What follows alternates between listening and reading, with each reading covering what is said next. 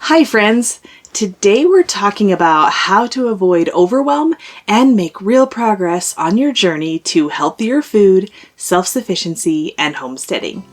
We'll talk about the power of focusing so that your progress is sustainable over the long term, creating real impact and lasting change in your life.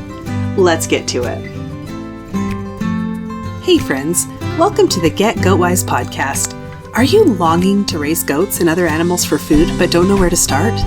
Do you want to be more self-sufficient and less dependent on the grocery store? Do you wish you had a mentor to walk you through raising livestock?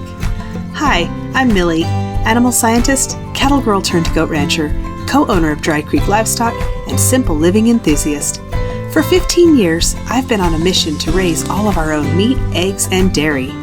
Here, we'll talk about raising goats and other homestead livestock, how to create sustainable animal management systems that actually work, and a bit of off-grid life with kids and livestock.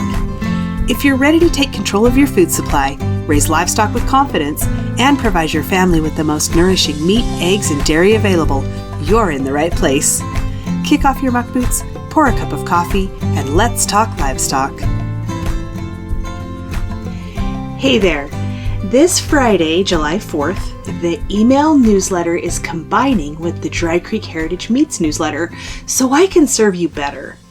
In addition to what's already in the newsletter, there will be recipes, food and freezer storage tips, and all sorts of things to help you on your food security and self-sufficiency journey.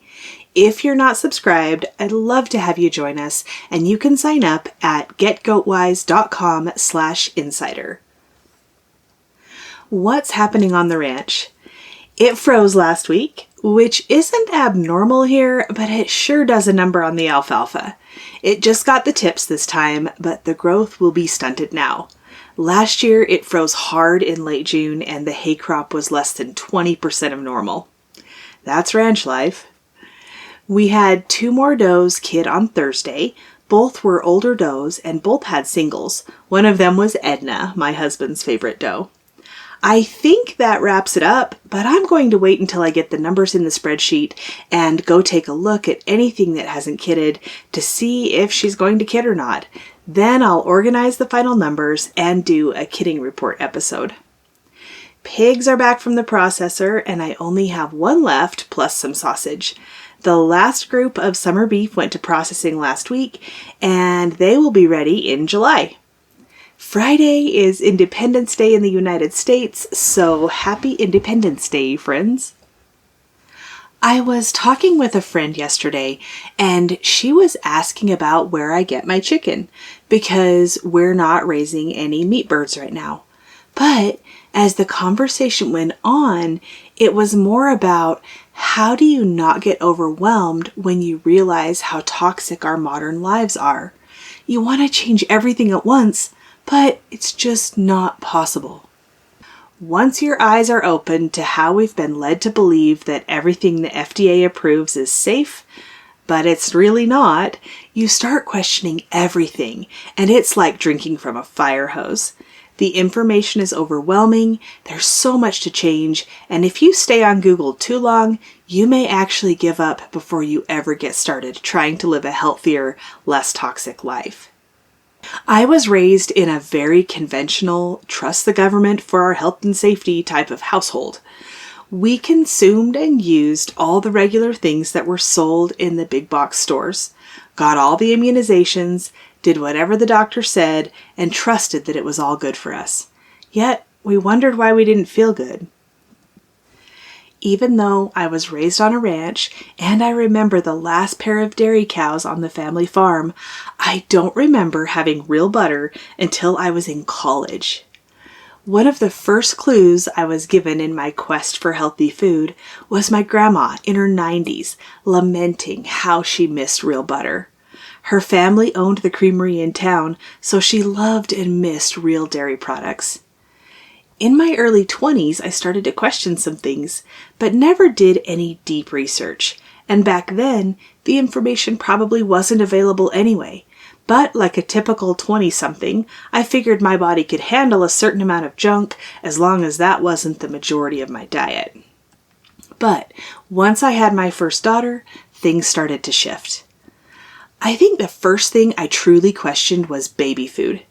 I opened those jars and smelled the contents and even tasted it and thought, I wouldn't eat this. How can I feed it to my baby?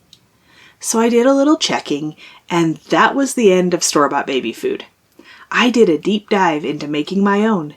There was a little bit of encouraging information saying it's totally doable and easy to make baby food at home. But there was an abundance of scary information about how I'd surely poison my child if I tried to feed her real food that I smashed up myself. Looking back, it actually makes me mad because my insecure first-time mom self almost caved to the pressure. The narrative that someone else knows best, and this is the best thing for your baby, and no average person is smart enough to make baby food safely. That sounds so ridiculous now, but back then, it almost got me. And I'm so glad it didn't. I went on to make homemade baby food for all my kids, and never once did they get food poisoning. Going against the grain and against the advice of the people who apparently know better gave me a weird sort of courage. I was starting to take a look at almost everything we ate, drank, or put on our skin. Next, I changed our laundry soap. I tried different homemade recipes until I found one that worked with our hard water. Then, I worked on changing the dishwasher detergent. That one took a while to figure out. I've been so long without a dishwasher now that I can't even remember what I did. I started reading food labels more closely and swapping out some of our regular foods for alternatives with fewer and more pronounceable ingredients. Remember the Good, Better, Best episode? I'll link that in the show notes. I was taking things from bad to good and good to better, and that was just right at the time. I hadn't hit the point of overwhelm yet, but after I had my son, I had a huge reality check. I had debilitating joint pain in my hips. I struggled to stand up and walk, and I was scared to carry my son for fear I might fall and hurt him. It was a scary time, and the doctors didn't have any answers for me, so I turned to the internet. After many late nights spent searching for a clue to what was causing my pain, I finally stumbled upon a tiny bit of hope. Hidden in the depths of the internet was a research paper that said aspartame, or NutraSweet, can mimic arthritis symptoms. Once I found that little nugget, I found more and more research that said the same thing. It was almost hidden. I had to have the exact search terms to find it. When I said earlier that I looked at almost everything we ate and drank, the exception was Diet Coke, which I had been drinking in excessive amounts since high school. Now I know it's truly addictive, and that's why I wasn't willing to take an honest look at it. I knew it wasn't good for me, but I figured if I was changing all these other things, that could wait.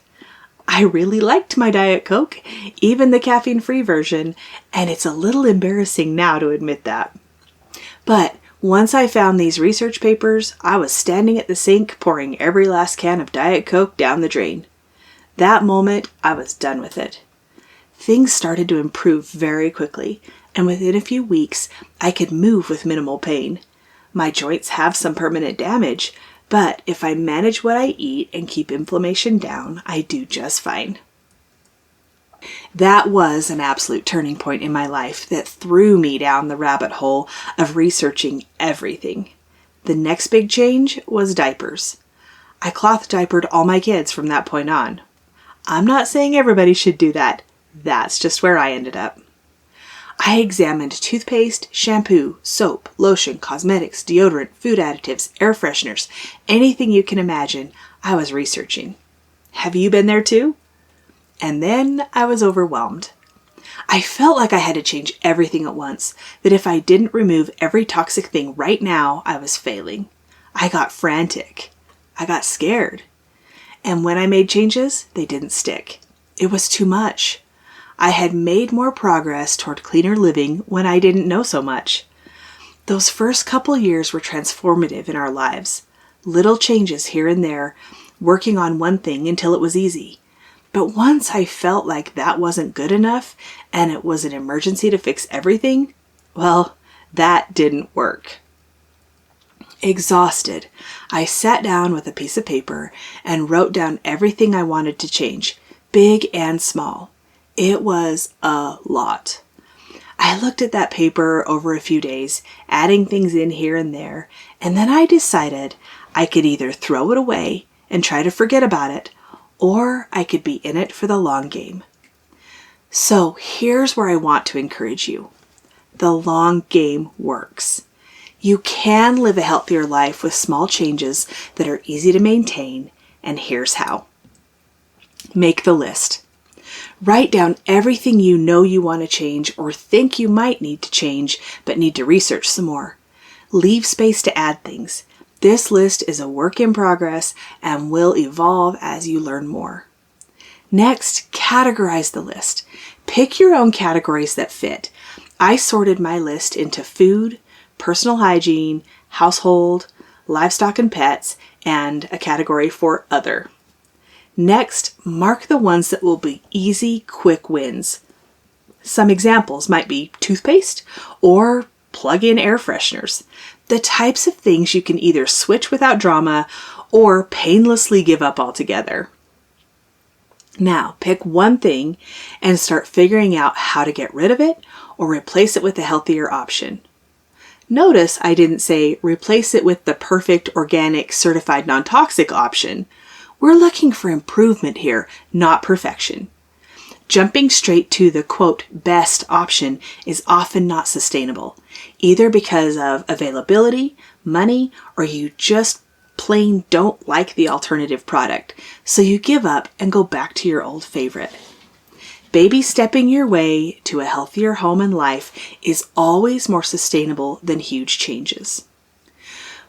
One example of that for us was the laundry detergent. I was happy with the homemade detergent. Our really dirty work clothes didn't look quite as clean as with commercial detergents with artificial brighteners, and we could live with that. But the homemade detergent did not work with cloth diapers. It caused buildup and all kinds of problems. I actually had to go back to commercial detergent for a short period of time while I tested different detergent options. That wasn't ideal, and I was discouraged, but I gave myself the grace to go back to the old stuff while I figured it out, and eventually I did. Another example is food choices. We'll talk about meat since that was what my friend was asking about, and it's a big focus here. If you've been getting all your meat at the grocery store, pick one thing and start finding better options. Let's say you start with beef, and the big goal is to raise it yourself. Reality is that raising a beef for your own use takes 18 to 24 months if you start with a calf, so it's a long game for sure. But think about what you can do right now. You can choose the better options at the grocery store. If grass-fed is something you want to do, try it out to make sure that'll be something you like. In the future, if you butcher an entire grass-fed steer and you don't like it, that's about 400 pounds of meat you either have to force yourself to eat or figure out something else to do with it. If you try grass-fed purchased in smaller amounts and you like it, great! You can start learning how to raise a good grass-fed steer. If you don't like it, you can change your plans before you've committed to a whole grass-fed beef. Next step would be to find meat to buy from a rancher. The available options are growing every day on the internet, including us, but finding someone to buy a quarter, half, or whole beef to try is the safe way to test out ranch-raised meat before you dive into raising your own. Meanwhile, all your other meat is still coming from the grocery store, and that's okay. Once you get this beef thing figured out, you can move on to pork or chicken, and it will be easier and faster to figure out because you've already been through the process once. We started with raising our own pigs, then chickens, goats, and finally beef. But during that process, we had a neighbor rancher raise a beef for us each year, and chicken came from the grocery store. Now we rarely have grocery store meat at all, with the exception of chicken wings, because my littlest is obsessed with chicken wings at the moment. Had I been trying to actively change multiple things in our lives all at once, I'm not sure I would have had the capacity to stick with it until I got it figured out. So I think this is important enough to say it again. Pick one thing and stick with it. Try alternatives or homemade options until you find something that works really well, something that is hopefully better than the old one. Then do it until it's easy, a habit, and you don't have to think about it anymore. Then choose another thing. One thing. The power of focusing on one thing at a time is real. And it applies to your self-sufficiency journey, raising livestock, habits, personal improvement, and building your homestead too. I'm sure we'll talk about this some more, but whenever you're feeling overwhelmed, think about the one thing that will have the most impact right now and go for it. Let everything else wait. I hope this episode encourages you to keep going on your journey to healthier food, self-sufficiency, and homesteading. If you can focus on the long game, you'll be making changes that have a real impact, make progress with ease, and you'll look back in a few years and be in awe at how far you've come. And most importantly, you'll be doing it in a way that is sustainable while avoiding the overwhelm that causes people to quit. See you next week. Hey there, thanks for listening today. I'm so glad you're here. If this episode helped you or encouraged you in some way, share the link with your homesteading friends. And if you really want to help me out, click on over to Apple Podcasts and leave a rating and a review. You can connect with me on Instagram or email linked in the show notes, and meet me back here soon for more Get Goat Wise.